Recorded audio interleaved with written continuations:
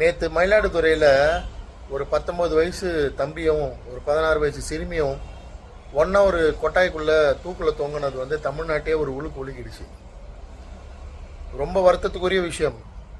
ஆனால் இது தற்கொலையா இல்லைனா யாராவது இவங்க ரெண்டு பேரையும் சாதிய காரணம் காட்டி கொலை பண்ணிட்டாங்களா அப்படின்ற ரிப்போர்ட் போலீஸ் தரத்துக்கு முன்னாடியும், ரெண்டு பேருக்குமான பிரேத பரிசோதனை ரிப்போர்ட் வர்றதுக்கு முன்னாடியும் இங்கே இருக்கிற பெரிய போராளிங்க, மார்க்சிஸ்ட் கம்யூனிஸ்ட் அப்புறம் விடுதலை சிறுத்தை, அப்புறம் போராளி டைரக்டர் ஒருத்தர் இருக்கார் பா ரஞ்சித், இவங்க எல்லாரும் ஒரு நரேட்டிவ் வந்து செட் பண்ணுறாங்க. இது வந்து ஆணவ கொலைன்னு ஒரு முன்முடிவுக்கு வந்துடுறாங்க. அது காரணம் என்னென்னா, இந்த இறந்து போன ரெண்டு பேரில் அந்த சிறுமி வந்து வன்னியர் சமுதாயத்தை சேர்ந்தவங்க. போதும், இதுக்கு மேலே வேறு என்ன வேணும்? இவங்க வந்து நரேட்டிவ் செட் பண்ணி இங்கே வந்து ஜாதி திமிரு, ஜாதி ஆணவம், அதில் தான் இவங்க இதெல்லாம் பண்ணுறாங்கன்னு சொல்லி அந்த வன்மத்தை கொட்டுறதுக்கு வேறு என்ன வேணும்?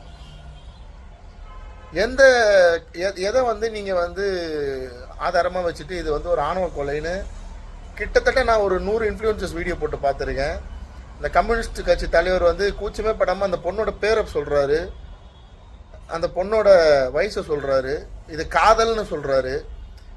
போக்சோன்னு ஒரு சட்டம் இருக்கிறது இவங்களுக்குலாம் தெரியுமா தெரியாதா? என்ன தைரியம் இவங்களுக்கெல்லாம்? ஒரு 16 வயசு சிறுமி வந்து ஒரு பையன் கூட பழகிறதுக்கு பேர் காதல்னு சொல்கிறதும் இல்லை. பெற்றவங்க வந்து என்ன பண்ணணும்னு நினைக்கிறாங்கன்னு புரியல, இதில் விளங்கவே மாட்டேங்குது. இப்போ பெற்றவங்க வந்து 15-14 வயசுலேயே வந்து 3 வருஷம் காதல்னு சொல்லி அந்த பையனோட பெற்றவங்க வந்து பேட்டி கொடுக்குறாங்க. பொண்ணுக்கு 16 வயசுனா 13 வயசுலேருந்தே ஒரு பையன் கூட பழக ஆரம்பிச்சிட்டா வீட்டில் இருக்க பெற்றவங்க போமா டெய்லி போயிட்டு லவ் பண்ணிட்டு வா, இந்த பாக்கெட் மணி அப்படி கொடுக்கணும்னு நினைக்கிறாங்களா? இல்லை இது தப்பு, படிக்கிற வயசில் படி, 18 வயசுக்கு அப்புறம் தான் நீ கல்யாணம் பண்ணிக்கணும், அந்த பையனுக்கு 21 வயசு ஆகணும், அது வரைக்கும் படி, கல்லூரி உன்னை கஷ்டப்பட்டு சேர்த்துருக்கோம், விவசாய வேலை பார்த்துன்னு சொல்கிறது சரியா? இல்லை என்ன பண்ணணும்னு நினைக்கிது இந்த சமுதாயம்? ஏன் வந்து இது வன்னியர் சமுதாயத்துக்கு மட்டும் இல்லை, இந்த பிற்படுத்தப்பட்ட சமுதாயத்தில் எந்த சமூகம் வந்து இந்த மாதிரி 18 வயசுக்குள்ளே இருக்க பொண்ணும் படிக்கிற வயசில் காதல் வரப்போ அந்த பெற்றோர் வந்து அதை எதிர்த்து பேசினா அதை வந்து ஒரு சாதிய கூட்டுக்குள்ளே கொண்டு போயிட்டு இவ்வளோ வன்மத்தை வந்து கக்கிறது வந்து எதனாலன்னு புரியல. என்ன உங்களுக்கு இதில் வந்து கிடைச்சிருது? நீங்கள்லாம் வந்து பாவப்பட்டவங்க, நீங்கள்லாம் ரொம்ப புனிதமானவங்கன்னு சொல்லி இதில் வந்து பேசிக்கிறீங்களா? இல்லை என்ன கிடைக்கல உங்களுக்கு? என்ன பிரச்சனை நடக்குது? இங்கே யார் வந்து ஜாதி பார்த்து எல்லா விஷயத்தையும் ஜாதி பார்த்து பண்ணுறாங்க? நேற்று தெளிவாக அந்த பொண்ணோட ரிப்போர்ட் வந்து இது தற்கொலை தான் அப்படின்னு வந்துருச்சு. இப்போ ஆணவ கொலை சொன்ன அத்தனை பேரையும் இந்த தமிழக அரசு கைது செய்யுமா? 16 வயசு பொண்ணோட அடையாளத்தை வந்து அந்த பொண்ணோட பேர் ஃபோட்டோ வெளியிட்ட அந்த இன்ஃப்ளூயன்சர்ஸ் எல்லாரையும் கைது செய்யுமா? பல்ல இழிச்சுன்னு பேட்டி கொடுத்த அந்த கம்யூனிஸ்ட் தலைவர், அந்த விடுதலை சிறுத்தையில் இருக்கிறவங்க எல்லாரும் அந்த பொண்ணோட பேர், அந்த பொண்ணோட அடையாளத்தை வெளியிட்டவங்களை எல்லாரையும் கைது செய்யுமா? போக்சோன்னு ஒரு சட்டம் எதுக்கு இருக்கு? சரி, எங்களுக்குன்னு பேசுறதுக்கு யாரும் இல்லை, எந்த அமைப்பும் இல்லை, எந்த சங்கமும் இல்லை. அப்படி ஒரு வேளை பேச வந்தால் ஜாதி வெறியன்ற அடையாளத்தை அடிப்பீங்க. அப்படி ஒரு வேளை ஒரு கட்சி பேச வந்தால் அது ஜாதி கட்சின்ற அடையாளத்தை முத்திர குத்துவீங்க. இதெல்லாம் காலங்காலமாக நடந்துட்டு இருக்கு, பார்த்துட்டு தான் இருக்கும். இப்போ அந்த பையனோட வீட்டில் இருக்கிறவங்கலாம் சேர்ந்து இந்த பொண்ணோட வீட்டை வந்து அடித்து உடச்சிட்டிங்க. அந்த பொண்ணோட அப்பாவையும் அடித்து காயப்படுத்திட்டீங்க. பொண்ணோட சொந்தக்கார ஒரு பையனுக்கு அடித்து தலையில் வந்து தையல் போடுற அளவுக்கு ஹாஸ்பிட்டல் அட்மிட் பண்ணுற அளவுக்கு கொண்டு போயிட்டீங்க. இப்போ தற்கொலைன்னு வந்துருச்சுல. பெற்றோர்கள் கண்டித்தது தப்பா? பெற்றோர்கள் கண்டித்ததெல்லாம் அவங்க தற்கொலை பண்ணால் பெற்றோர்கள் வந்து அதுக்கு என்ன பண்ணணும்னு நினைக்கிறீங்க? புரியல சார். ஒன்று மட்டும் நான் எல்லாருக்கிட்டையும் சொல்லிக்கிறேன். இந்த பிற்படுத்த சமுதாயத்தோட சேர்ந்த மக்கள் ஒரு பெண் பிள்ளையை பெற்று வளர்த்து அதை கட்டி கொடுக்கறதுக்குள்ள அவங்க படுற பாடு நிச்சயமாக வந்து அதை வெளியே சொல்லவே முடியாது. அவ்வளோ கஷ்டமான விஷயம். அதுவும் இப்போ தமிழ்நாட்டில் ரொம்ப ரொம்ப சிக்கலான விஷயம். இந்த சோஷியல் நெட்வொர்க் வந்து இவ்வளோ தூரம் வைரல் ஆனதுக்கப்புறம் ஒரு பொம்பளை பிள்ளையை வளர்க்குறது.